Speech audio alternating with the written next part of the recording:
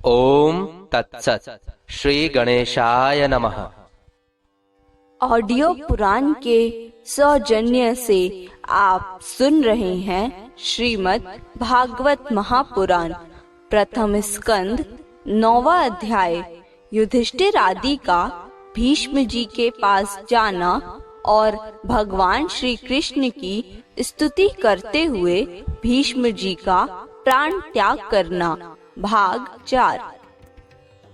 जिस समय युधिष्ठिर का राजसूय यज्ञ हो रहा था, मुनियों और बड़े बड़े राजाओं से भरी हुई सभा में सबसे पहले सबकी ओर से इन्हीं सबके दर्शनीय भगवान श्री कृष्ण की मेरी आंखों के सामने पूजा हुई थी।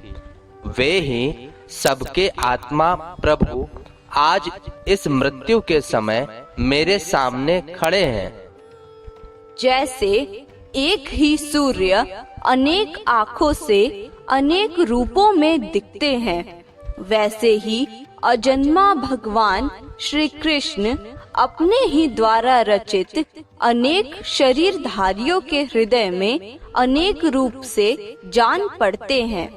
वास्तव में तो वे एक और सबके हृदय में विराजमान है ही। उन्हीं इन भगवान श्री कृष्ण को मैं भेद भ्रम से रहित होकर प्राप्त हो गया हूँ।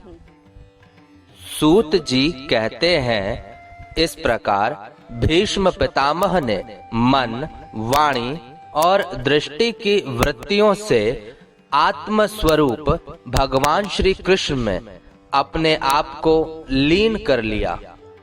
उनके प्राण वहीं विलीन हो गए और वे शांत हो गए। उन्हें अनंत भ्रम में लीन जानकर सब लोग वैसे ही चुप हो गए, जैसे दिन के बीत जाने पर पक्षियों का कलरव शांत हो जाता है। उस समय देवता और मनुष्य नगाड़े बजाने लगे। साधु स्वभाव के राजा उनकी प्रशंसा करने लगे और आकाश से पुष्पों की वर्षा होने लगी। शौनक जी, युधिष्ठिर ने उनके मृत शरीर की अंत्येष्टि क्रिया कराई और कुछ समय के लिए वे शोक मग्न हो गए।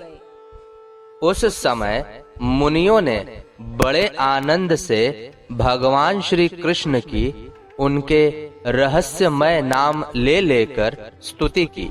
इसके पश्चात अपने हृदयों को श्री कृष्णमय बनाकर वे अपने अपने आश्रमों को लौट गए।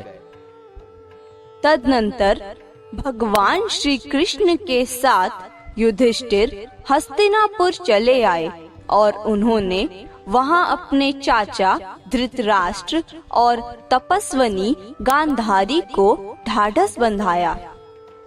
फिर धृतराष्ट्र की आज्ञा और भगवान श्री कृष्ण की अनुमति से समर्थ राजा युधिष्ठिर अपने वंश परंपरागत साम्राज्य का धर्म पूर्वक शासन करने लगे।